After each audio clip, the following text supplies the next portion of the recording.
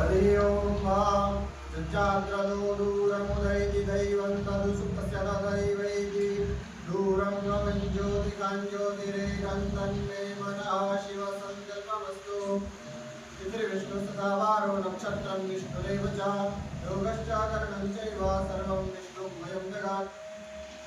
ओम विष्णुर्विष्णुर्विष्णुः श्रीमद्भगवतो महापुरुषस्य श्रीविष्णोः आज्ञया प्रवर्तमानस्य तद्ब्रह्मणो नीतिः परार्धे श्रीश्वेतवाराह कल्पे सुतमे विश्वसतमन्वन्तरे अष्टाविंशतितमे कलियुगे कलिप्रथमचरणे उगुर्लोके भारतवर्षे भरतखण्डे जम्बूद्वीपे आर्यावर्तान्तर्गता ब्रह्मावर्तैकदेशे बौद्धावतारे गोमत्या पश्चिमदिग्भागे सौराष्ट्रप्रदेशे अमलेरीमण्डलान्तर्गता तथास्तु विद्यापीठप्राङ्गणे शैवमन्दिरसमीपे यज्ञशालायाम् अद्यदिने द्व्यशीत्युत्तरद्विसहस्राब्दे वर्षे विश्वावसुनाम संवत्सरे दक्षिणायणे हेमन्तऋतौ कार्तिकमासे शुक्ले पक्षे त्रयोदश्यां पुण्यतिथौ सोमवासरान्वितायाम् उत्तराभाद्रपदनक्षत्रे